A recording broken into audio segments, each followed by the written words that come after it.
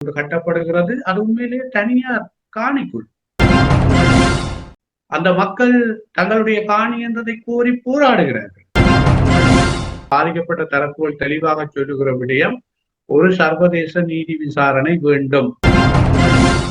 ஒரு சொந்த உறுதியோட இருக்கிற மக்களோட காணிய ஒரு ராணுவ வைத்தியசாலை கட்டுறதுக்கு, ராணுவம் தோட்டம் செய்யறதுக்கு, ராணுவம் சலூன் நடத்துறதுக்கு, ராணுவம் முன்பள்ளி நடத்துறதுக்கு எல்லாம் அனுமதிச்சு வச்சிருக்கிறார் என்று சொன்னால், அதே திட்டங்களை இவரும் ஏற்றுக்கொள்கிறார் என்று சொன்னால், அவர்களுக்கும் இவர்களுக்கும் எந்த வேறுபாடு இல்லை. பிரதேச சபையினுடைய வட்டார முடிவுகளை தீர்மானிக்கிறார்கள் என்று சொன்னால், அவர்கள் எப்படி மாகாண சபையை நடத்துவார்கள்? அது குறிப்பாக இந்த நாட்டில் வடக்கு கிழக்கில் இருக்கிற தமிழர்களுக்கு அது சாதகமாக அமைந்துவிடும்.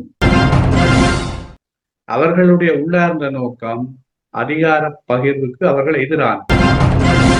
ஜனாதிபதி பொய்க்கு மேல் பொய் சொல்கிறார்.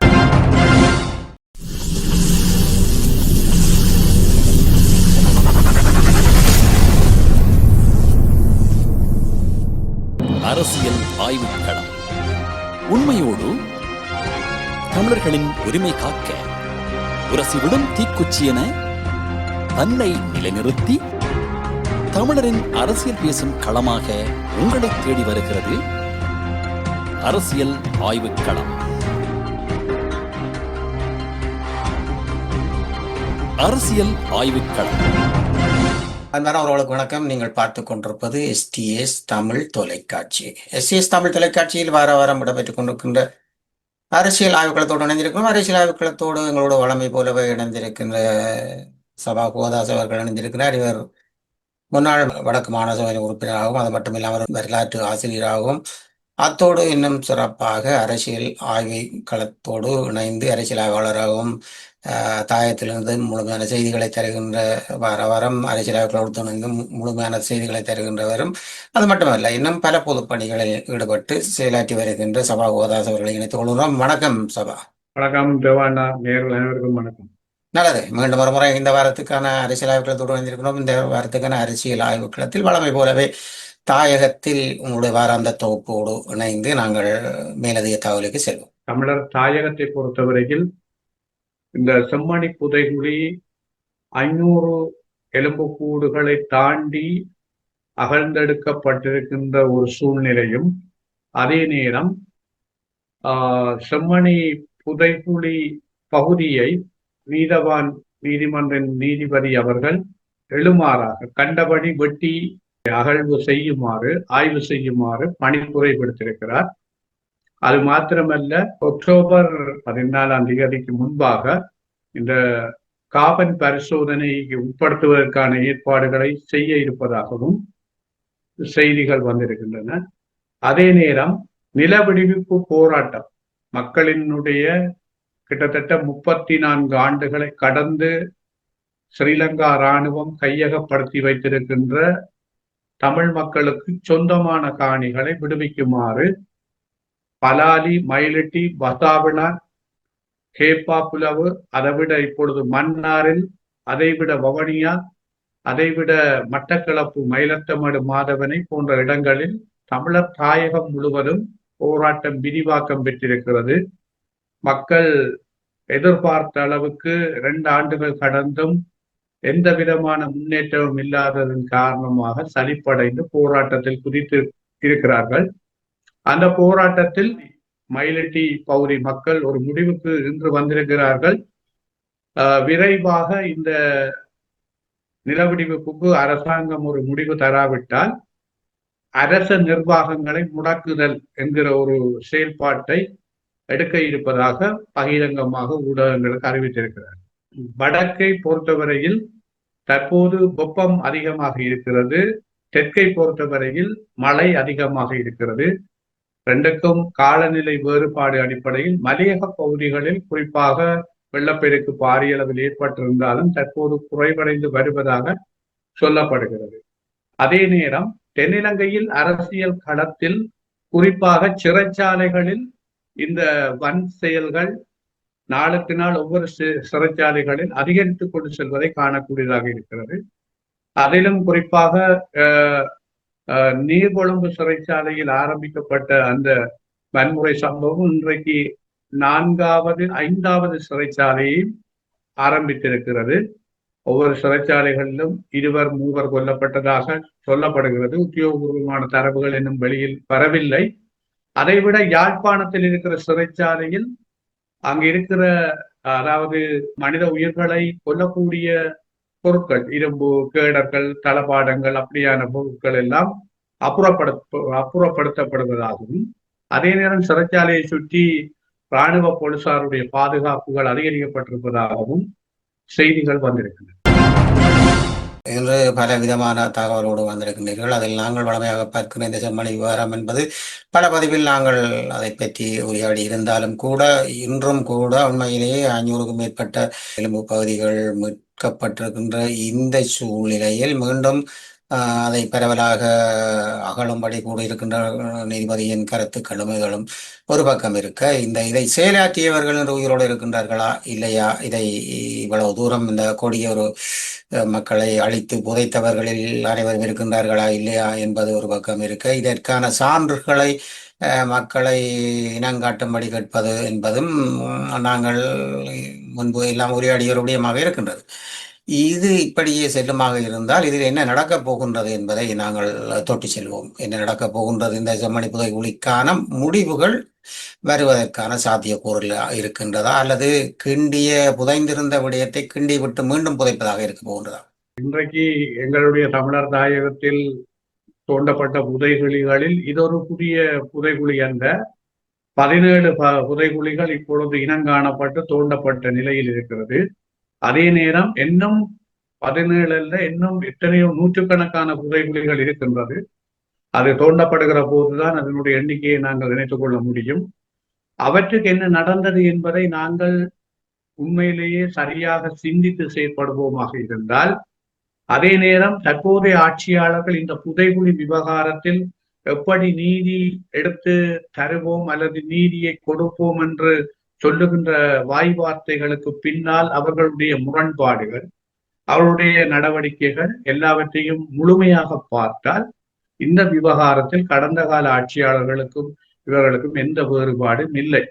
ஆகவே ஆசுவாசப்படுத்துகின்ற அல்லது நீலி கண்ணீர் வடிக்கிற செயற்பாடுகளை செய்கிறார்களே ஒழிய ஆக்கப்பூர்வமான செயல் வடிவங்கள், அதற்கான ஒரு நியாயத்தை அல்லது நீதியை பெற்றுக் கொடுப்பதற்கு அல்லது உண்மையை கண்டறிப்பதற்கு அல்லது குற்றவாளிகளை இனங்கண்டு அதற்கான விசாரணையை ஏற்படுத்துவது, இப்படி எல்லாம் ஒன்றுமே இல்லை. எல்லாமே வாயளவில் பேசப்படுகிற ஒரு செயற்பாடாகத்தான் இருக்கிறது. ஆகவே ஒரு முடிந்த முடிவாக அனைத்து தரப்புகள், நான் நினைக்கிறேன் பாதிக்கப்பட்ட தரப்புகள் தெளிவாக சொல்லுகிற விடயம், ஒரு சர்வதேச நீதி விசாரணை வேண்டும்.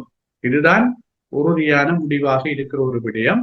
இந்த சர்வதேச நீதி விசாரணைக்கு எவ்வளவு தூரம் எங்களுடைய தாயகத்தில் இருக்கிற தரப்புகளும் புலம்பெயர்ந்த தேசத்தில் இருக்கிற தரப்புகளும் இணைந்து செயற்பட போகிறார்கள் என்ற கேள்விதான் இங்கு பலர் மத்தியிலும் உருவாகி இருக்கிறது. பாதிக்கப்பட்ட தரப்புகள் தெளிவாக சொல்லுகிற விடயம், ஒரு சர்வதேச நீதி விசாரணை வேண்டும். ஒன்றிணைந்து வெளி தரப்பு சக்திகளையும் ராஜதந்திர தரப்புகளையும் இதில் ஒன்றிணைத்து பயணித்தால் தான் எதிர்காலத்தில் நிச்சயமாக இதற்கான ஒரு உண்மையான, அதாவது உண்மையை கண்டறிந்து நீதியை பெற்றுக் கொடுக்கக்கூடியதாக இருக்கும். இது உண்மையிலே முதலில் உண்மையை கண்டறிய வேண்டும். உண்மையை கண்டறிவதற்கு சர்வதேச ஒரு நீதி விசாரணை பொறிமுறைதான் இதுக்கு ஏற்புடையதாக இருக்கும். ஆக இதில் கண்டிப்பாக நான் நினைக்கிறேன், சென்ற பதிவில் நாங்கள் இதை தெளிவாக கதைத்திருந்தோம். ஒரு சர்வதேச நீதிமன்றத்தில் ஒரு தனிநபராலேயோ ஒரு அமைப்பாலேயோ இதுக்கு ஒரு வழக்கு தொடுக்க முடியும் என்று அந்த வழக்கு தொடுநர்கள் துணிச்சலாக முன்வர வேண்டும். முன்வந்தால் அரசாங்கம் எடுக்கிற நடவடிக்கைகள் எங்களுக்கு ஏற்புடையதாக இல்லாவிட்டாலும் அரசாங்கம் பின்னடிப்பு செய்கின்ற சம நேரத்தில் நாங்கள் அப்படி ஒரு முன்னகர்வை சர்வதேச நீதிமன்றத்தின் ஊடாக ஒரு தனிநபர் அல்லது ஒரு அமைப்பு அல்லது ஒரு குழு ஒரு வழக்கு தொடுநராக மாறுகிற போது அது சர்வதேச ரீதியான ஒரு அழுத்தங்களுக்கு அரசாங்கம் முகம் கொடுக்க வேண்டி வரும். இன்றைக்கு பல சர்வதேச அமைப்புகளில் இருக்கிற மனித உரிமை செயற்பாட்டாளர்கள், மனித உரிமை ஓய்வு நிலை ஆணையாளர்கள் அல்லது தற்போது இருக்கிற ஆணையாளர்கள் எல்லோருமே தெளிவாக சொல்லுகிற விடயம் இதற்கான உண்மை கண்டறியப்பட வேண்டும். இதற்கு ஒரு சர்வதேச நீதி பொறிமுறைதான் இதற்கு பொருத்தமானதாக இருக்கும் என்பதை கடந்த கால இலங்கை ஆட்சியாளருடைய வரலாற்றையும் தற்போது நடக்கின்ற நகர்வுகளையும் வைத்துத்தான் அவர்கள் தீர்க்கமாக சொல்லுகிறார்கள். ஆகவே இதுக்கு பொருத்தமான முறை சர்வதேச விசாரணை மட்டும்தான். நிச்சயமாக உண்மையிலேயே இது நாங்கள் பலமுறை நீங்கள் கூறி வருகின்றீர்கள், உண்மையான விடயமும் கூட. அதில் உண்மையில் புலம்பெயர்ந்த தேசத்தில் இருப்பவர்களும் முன்னிக்க வேண்டும் என்பது உண்மையான விடயம். ஏனெனில் இந்த வலிகளை புரிந்து நம்மளுடைய வாழ்க்கையை தொடர முடியாத அளவுக்கு வலிகளை தாங்கி வாழுகின்றவர்கள் தாயகத்தில் முழுமையாக இருந்தாலும் ஒரு புறம் புலம்பெயர் நாட்டில் இருப்பவர்கள் என்பது உண்மையான விடயம். அந்த வகையில் இதற்கான செயற்பாடுகளை கேட்டுக்கொண்டிருப்பவர்கள் நிச்சயமாக இதற்கான முன்னோடிகள் முன்னெடுத்து நகர்த்த வேண்டும் என்பதை கேட்டுக்கொண்டு தொடர்ந்து நாங்கள் பார்ப்போமாக இருந்தால் தையட்டி விகாரை பிரச்சனை என்பது மிக தொடராக சென்று கொண்டிருக்கின்றது. ஆண்டுகள் வருது கழிந்து சென்று கொண்டிருக்கின்றது. இதற்கான ஒரு முடிவு வருவதாக இல்லை. இன்னொரு பக்கமாக பார்ப்போமாக இருந்தால் வருகின்ற அரசு குழுவை சேர்ந்தவர்கள் கூறிவிட்டு செல்கின்றார்கள், நிச்சயமாக அதை நாங்கள் விடுவோம். விகாரைக்கான பகுதியை விகாரைக்கான காணியை மட்டும் வைத்துக்கொண்டு, இந்த விகாரைக்கான காணி என்பது அன்னளவாக ஏக்கர் கணக்கில் வைத்திருக்கின்றார்கள் அல்லவா? இந்த ஏக்கர் கணக்கில் அதை மக்களிடமிருந்து சூறையாட போகின்றார்களா, அல்லது அந்த விகாரைக்கு ஏனென்றால் அதை ஒரு தெளிவாக வருகின்ற அரசு அதிகாரிகள் கூறியதாக இல்லை. பாராளுமன்ற உறுப்பினர்கள் வந்து போகின்றார்கள், அப்படி செய்வோம் இப்படி செய்வோம் என்று சொல்லுகின்றார்கள். மீன்பிடி அமைச்சர் நாளுக்கு ஒரு விடயத்தை சொல்லுகின்றார். எதுவும் நடந்ததாக இல்லை. அப்படி பார்க்கின்ற பொழுது இவர்கள் கூறப்பட்ட இந்த கூற்று ஆனது இவ்வண்ணம் நடைமுறைப்படுத்த போவதாக அங்கே பேசிக் கொள்ளுகின்றார். உண்மையாக அவர்கள் சொல்லுகின்ற ஒன்றும் நடக்கப் போவதில்லை, அது உண்மை இல்லை என்பதும் அவர்களுக்கு தெரியும். ஏனென்றால் இப்படியான கதைகளை கூறி காலத்தை இழுத்தடித்து செல்வதன் ஊடாக அந்த போராட்ட வலுவையும் மக்களினுடைய அந்த எதிர்ப்பினையும் பலவீனப்படுத்தலாம் என்பது ஆட்சியாளர்களுடைய நம்பிக்கை. இது கடந்த கால ஆட்சியாளர்களும் அதில் வெற்றி கண்டிருக்கிறார்கள். ஆகவே அதன் அடிப்படையில் தான் அந்த போராட்ட வலுவை, போராட்டத்தினுடைய எழுச்சியை பலவீனப்படுத்துகின்ற நோக்கத்தில் தான் இந்த செயற்பாடுகள் முன்னெடுக்கப்படுகிறது. ஆனால் அவர்களுடைய அந்த திட்டங்கள் மிக வலுவானதாக இருக்கிறது. இன்றைக்கு அதாவது அரச அதிகாரிகள், உண்மையிலே இந்த அரச அதிகாரிகள் நியாயமாக செயற்படவில்லை என்று வெளிப்படையாக நாங்கள் சொன்னாலும் அவர்கள் அப்படி செயற்பட்டால் அவர்கள் அந்த அதிகார கதிரையில் இருந்து தூக்கப்படுவர். இது கடந்த காலத்தை போலதான் அரசியல் மயப்படுத்தப்பட்ட ஒரு செயல்பாடுதான். பேச்சளவில் அது அரச நிர்வாகம் சுயாதீனமாக இயங்கும், அதில் யாரும் தலைப்போட மாட்டார்கள், அதில் நாங்கள் தலைப்போடுவதில்லை என்று ஊடகங்களில் புலுடாக்கள் விட்டாலும் அவர்கள் நேரடியாக அரச அதிகாரிகளுக்கு அறிவுறுத்தல் கொடுத்து வழி நடத்துகிறார்கள். வழி நடத்துவதன் காரணமாகத்தான் இந்த அரசு அதிகாரிகள் அரசாங்கம் செய்கின்ற அத்தனை செயற்பாடுகளுக்கும் ஒத்து செஞ்சு போகிறார்கள். குறிப்பாக அண்மையில் இந்த பலாலி பகுதியில் இருக்கிற காணிகளை சுபீகரிக்கின்ற ஒரு கூட்டம் ஒன்று வலிவடக்கு பிரதேச செயலாளர், யாழ் மாவட்ட செயலாளர் தலைமையில் நடைபெறும். அந்த கூட்டத்தில் ஒரு விடயம், அதாவது சுபீகரிக்கின்ற காணிக்கு எவ்வளவு இழப்பீட்டு தொகை வழங்கப்படுகிறது என்பதை காட்டாமல் மிக சூட்சுமமாக கையொப்பமிடுவதற்கு முயற்சித்திருக்கிறார்கள். ஆகவே அவர்கள் சுதாகரித்துக் கொண்டு அந்த விடயத்தை ஆராய்ந்ததன் அடிப்படையில் அது கடைசியில் குழப்பத்தில் முடிந்திருக்கிறது. என்றாலும் அதை தொடர்ந்து சீர் செய்ய வேண்டும் என்ற வகையில் ஒரு குழு ஒன்றை அன்றைய கூட்டத்தில் போட்டிருக்கிறார்.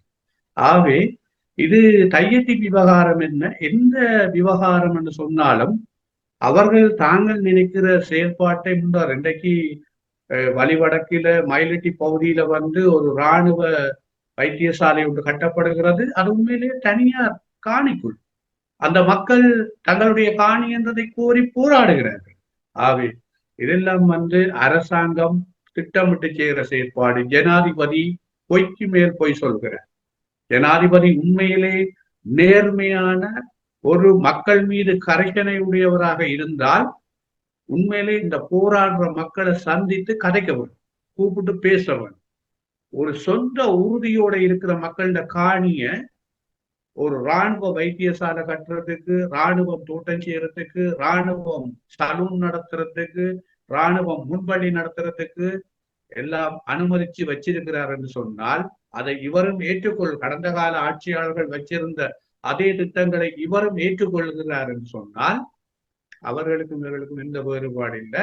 இது ஒரு பொது நிகழ்ச்சி நிரல். சிங்கள குடியேற்றம் தான் பிரதான இலக்கு. எதிர்காலத்தில் அதை சிங்கள மயப்படுத்துவது, பௌத்த சிங்கள மயப்படுத்துவதன் நோக்கம் தான் அது. வேறு எந்த விதமான வேறு உள்காரணங்களும் இல்லை. இதுதான் உட்காரணம். இதை தமிழ் மக்கள் புரிந்து கொண்டிருக்கிறார்கள்.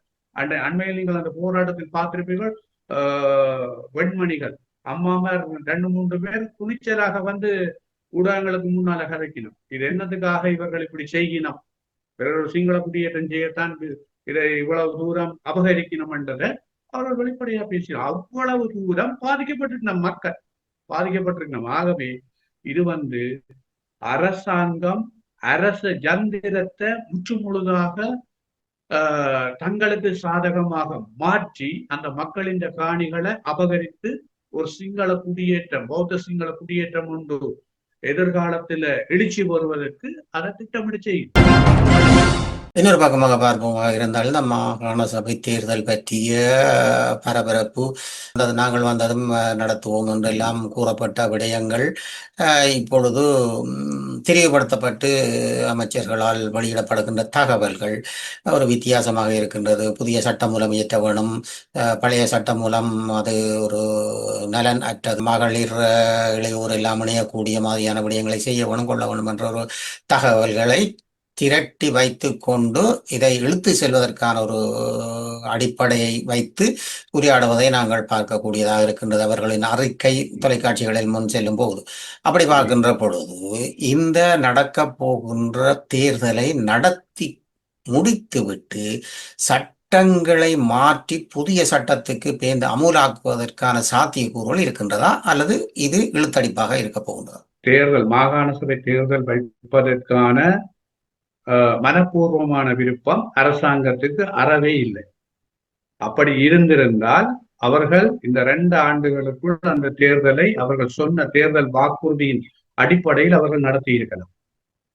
அவர்கள் உள்ளூராட்சி மன்ற தேர்தலை நடத்தி உள்ளூராட்சி மன்ற மக்கள் பிரதிநிதிகள் கொண்ட உள்ளூராட்சி சபைகள் இயங்குகின்ற போதே வட்டாரத்துக்கான தங்களினுடைய மக்கள் பிரதிநிதித்துவம் இல்லாத தங்களினுடைய கட்சி ஆதரவாளர்கள் அல்லது தங்களால் ஆட்சிக்கு வந்த பிறகு அவர்களுக்கு பின்னால் இருப்பவர்கள் அல்லது பால்படிகள் என்று சொல்லப்படுகிற அந்த தரப்பை வைத்துக் கொண்டு ஒரு வட்டார சபை பேரில் இயக்கி கொண்டு இருக்கின்றவர்கள் அதை வைத்துத்தான் பிரதேச சபையினுடைய வட்டார முடிவுகளை தீர்மானிக்கிறார்கள் என்று சொன்னால் அவர்கள் எப்படி மாகாண சபையை நடத்துவார்கள்?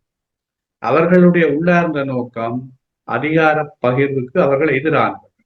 இன்றைக்கு அதிகார பகிர்வொன்று ஏற்படுத்தப்பட்டு விட்டால் அது குறிப்பாக இந்த நாட்டில் வடக்கு கிழக்கில் இருக்கிற தமிழர்களுக்கு அது சாதகமாக அமைந்துவிடும்.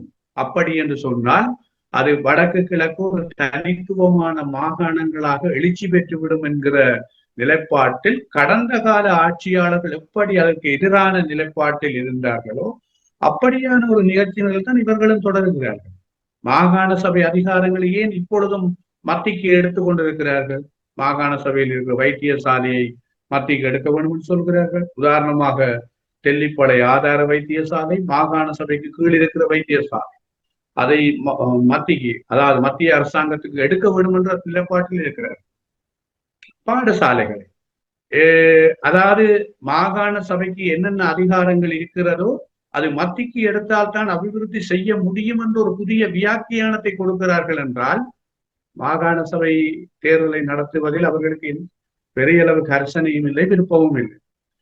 அவர்களுடைய உள்ளார்ந்த நோக்கம் இதில் சொன்னால் பலருக்கு கோபம் வரும், இப்ப சிலருக்கு கோபம் வரும்.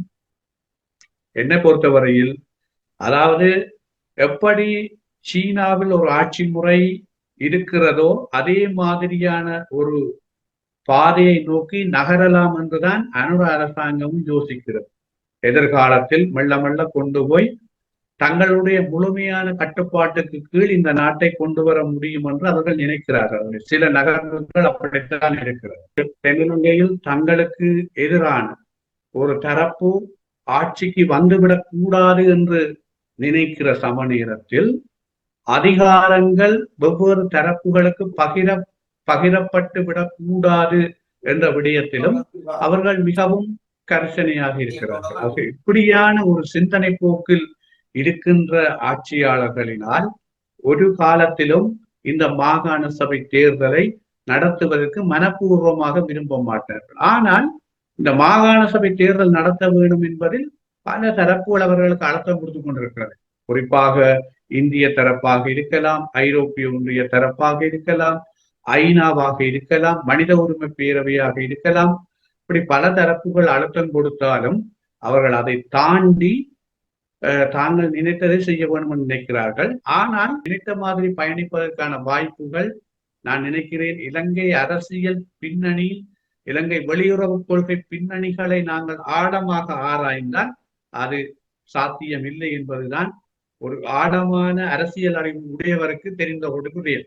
ஆகவே அனுர அரசாங்கம் கிடைத்திருக்கிற ஒரு பொன்னான வாய்ப்பு. நான் நினைக்கிறேன், நான் நெடுக சொல்றது, மஹிந்த ராஜபக்சவுக்கு கிடைச்ச ஒரு பொன்னான வாய்ப்பை அவர் எப்படி தவறவிட்டு இன்றைக்கு நிலை குலைந்து எப்ப தங்களை கைது செய்வாங்க, தூக்குவாங்க, அல்லது எந்த பிரச்சனையில தங்களை அடுத்த நாள் கூப்பிடுவாங்க என்று ஏங்குற மாதிரியான ஒரு நிலை இவைகளுக்கும் வரும். இவை அதை செய்ய வேணும். ஏனென்றால் இவைகளும் தவற விட்டுத்தான் வச்சிருக்கணும், தவற விட்டு கொண்டுதான் இருக்கணும். அது இவர்கள் வெளியில பூச்சாண்டி காட்டினாலும் அதை கணக்கு போட்டு கொண்டிருக்கிற தரப்பு இருந்து கொண்டுதான் இருக்கு. ஆகவே கிடைத்த சந்தர்ப்பம் நான் நினைக்கிறேன் அன்றகுமார திசாநாயக்காவுக்கு ஒரு பொன்னான சந்தர்ப்பம்.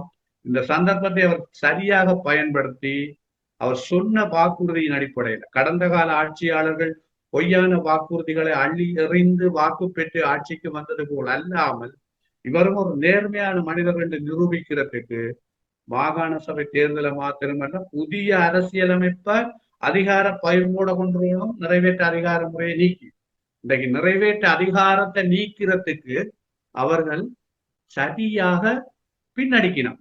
ஏன் பின்னடிக்கணும் என்றா அதை வச்சு கொண்டுதான் எல்லாத்தையுமே ஆட்டம் போடலாம். ஏனென்றா இப்ப இருக்கிற இந்த அரசியல் அமைப்புக்குள்ள நிறைவேற்ற அதிகாரம் என்றது ஜனாதிபதிக்கு 90% அதிகாரங்களுக்குள்ள இருக்கு. அரசியலமைப்புக்குள்ள 90% பகுதிக்குள்ள நிறைவேற்ற அதிகாரம் இருக்கு. இன்றைக்கு அண்மையில இந்த நீதிபதிகள் இந்த வயதிலேயே கூட்டணும் என்ற இப்படியான ஆட்டம் பாட்டம் இல்லாம அதை மையமாக கொண்டுதான் நடக்கு. ஆனபடியாக மாகாண சபை தேர்தலை இந்த அரசாங்கம் மனப்பூர்வமாக நடத்த தயாராக இல்லை. ஆனால் விரும்பியோ விரும்பாமலோ ஒரு கட்டத்துல நடத்த வேணும். நடத்தாட்டி எப்படி நான் சொல்றது, நெடுக சொல்றது, எப்படி ரணில் விக்ரமசிங்க அல்லது மஹிந்த ராஜபக்ச ஆட்சியில இருந்து வீட்டுக்கு போச்சினமோ அதே மாதிரி போறதுக்கான ஒரு நிலைமை தான் உருவாகும். தற்காலத்தில் இணைந்த அனைத்து கட்சிகளில் முன்னெடுப்பாக உள்ள அந்த விடயங்கள் என்பது சிறப்பாக வரவேற்கத்தக்கது. இதுவரையில் இணைவாக நிற்கின்றார்கள், இடையில் பிரிந்து செல்லாமலுக்கு சிறப்பான ஒரு விடயம். அந்த வகையிலே இந்தியாவில் இருந்து வந்தவர்களை பலரும் இணைந்து சந்தித்திருக்கின்றார்கள், பலரும் அதற்கான தகவல்களை வழங்கி இருக்கின்றார்கள்.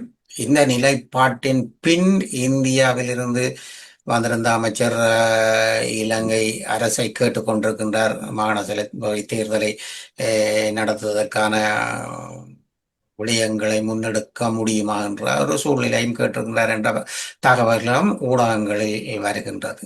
இதை பற்றிய உங்களுடைய பார்வை எப்படி இருக்கிறது? தற்போது நீங்க குறிப்பிட்டது போல இந்தியாவின் வெளிவிவகார அமைச்சின் செயலாளர் வந்திருக்கிறார். அவர் வந்து சந்திச்சு கதைச்சிருக்கிறார். தமிழ் தரப்பையும் சந்திச்சு பேசியிருக்கிறார். அதே நேரம் ஜனாதிபதி உள்ளிட்ட முக்கியமான தரப்பினரையும் சந்திச்சிருக்கணும். அதிலே முக்கியமா சில கடன் டொலர்கள் வழங்குவதற்கான ஏற்பாடுகளையும் செய்திருக்கணும். ஜனாதிபதிக்கு அவர் மாகாண சபை தேர்தலை விரைந்து நடத்த வேண்டும் என்று கோரிக்கை வைத்ததாக ஊடகங்களில் வந்திருக்கிறது. ஜனாதிபதிக்கு அதுக்கு எதுக்கு அதாவது அதற்கு எப்படி அவருக்கு பதில் சொன்னார் என்று ஊடகங்கள்ல வரையில அது எதிர்காலத்துல வரும் என்று நினைக்கிறேன். வந்தால் மக்கள் விளங்கிக் கொள்வார்கள் எப்படி என்று. அதே ஜனாதிபதி நான் நினைக்கிறேன் நாங்கள் விரைந்து வைப்போம்னு சொன்னாலும் ஆச்சரியப்படுறதுக்கு இல்லை. ஏனென்றா அவர்களிடம் சாதாரண உறுதிமொழியாக இப்ப மாறிட்டு. ஏனென்றா மக்களுடைய காணிகள் மக்களுக்கு என்று சொல்லி மக்களின் காணிகளை சுபீகரிக்கிறத பார்த்து கைகாட்டி கொண்டிருக்கிற ஜனாதிபதியால இதெல்லாம் சாதாரண விஷயமா கடந்து போகக்கூடியதா இருக்கும். அதை விட இன்னொரு பகுதி ஜனாதிபதி சொல்றார், திரைசேரி நிரம்பி வழியுதான் காசு கொட்டுண்டு, திரைசேரி இந்தியரால வெளியில வலிஞ்சு கொட்டுண்டு கொண்டு இருக்கா. ஆனா ரோட்டு போடுறதுக்கு இந்தியாட்ட கடன் வாங்கினோம், உலக வங்கிட்ட கடன் வாங்கினோம், சர்வதேச நாணய நிதியிட்ட கடன் வாங்கினோம், எல்லார்டையும் கடன் வாங்கி கொண்டு இருக்கு. வேண கடன் கட்டுப்பாடு இல்லை. அதை விட பெரிய பகுதி இந்தியாவில இறக்குமதி செய்கிற கார் இலங்கையின் இப்போதைய நிலவரத்துல ஒரு 18 லட்சம் ரூபாவுக்கு விற்கலாம். ஆனால் இங்க 76 லட்சம் ரூபா அந்த கார். இந்தியாவில இருந்து இறக்குமதி செய்யற மோட்டார் சைக்கிள் இலங்கை காசுக்கு நான் நினைக்கிறேன் 3,50,000 ரூபாய்க்கு விற்கலாம். இங்க 9 லட்சம் ரூபா. அதே நேரம் 6 லட்சம் ரூபாய் மோட்டார் சைக்கிள் இங்க 15 லட்சம் ரூபா. அதே நேரம் 7 லட்சம் ரூபாய் மோட்டார் சைக்கிள் இங்க 21 லட்சம் ரூபா.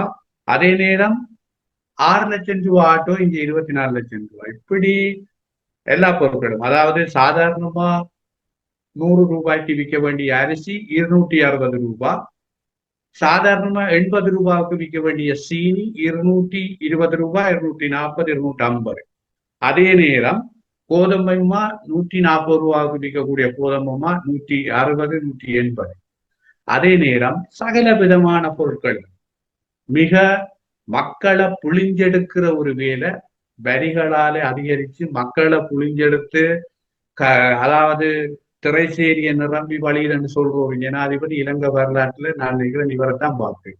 அதை விட பெரிய ஜோக் என்னன்னு சொல்றாங்க, தாங்க மொத்த தேசிய வருமானத்துல வியட்நாமையே வெண்டுட்டோம். ஆனால் அந்த இன்டர்நேஷனல் லிஸ்ட்ல போய் பார்த்தா வியட்நாம் தாங்கள் 4வது இடத்துல இருக்கிறதாக சொல்றாங்க. வியட்நாம் அந்த லிஸ்ட்ல 33வது இடத்துல இருக்கு. அப்ப இதே எந்த இடத்துல இருக்கணும்ன்றதை காணல. இப்ப இப்படி பொய்யான தரவுகளையும் சமூக வலைத்தளங்கள்ல கொடுத்து மக்களை ஏமாத்துற புருடாவையில நான் நினைக்கிறேன். இந்த வண்டில் நெடுக ஓடாது.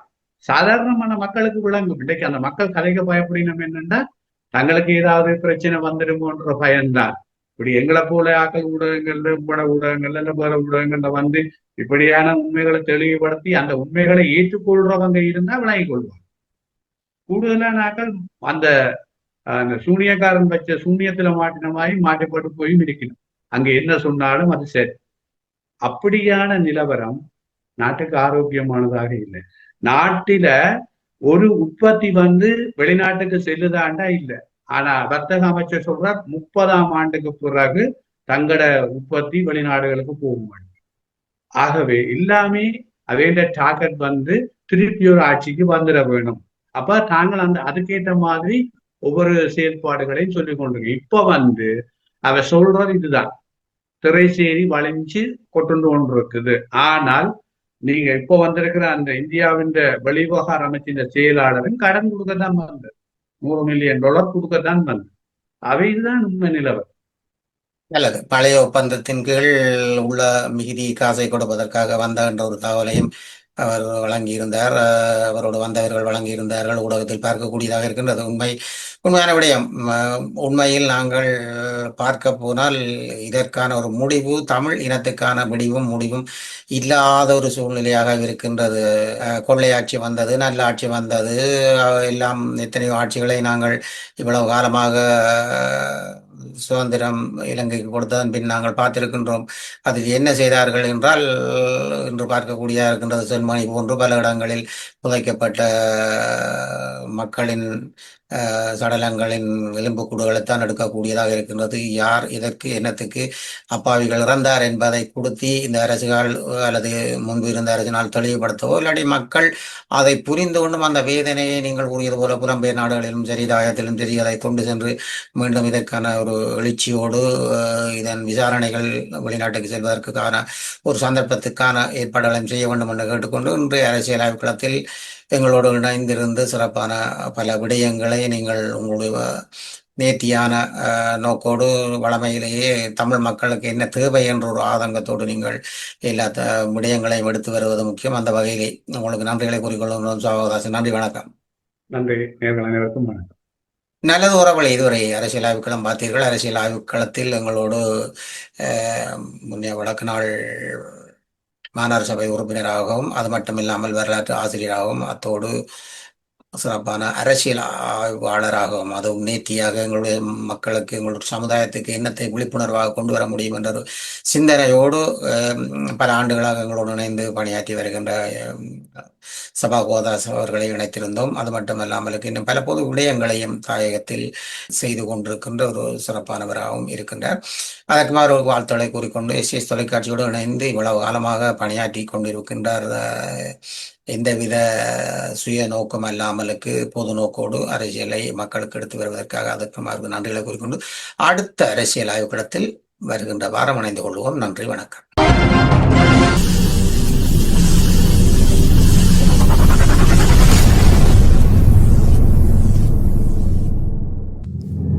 அரசியல் ஆய்வுக்களம். உண்மையோடு தமிழர்களின் உரிமை காக்க உரசிவிடும் தீக்குச்சி என தன்னை நிலைநிறுத்தி தமிழரின் அரசியல் பேசும் களமாக உங்களை தேடி வருகிறது அரசியல் ஆய்வுக்களம். அரசியல் ஆய்வுக்களம்.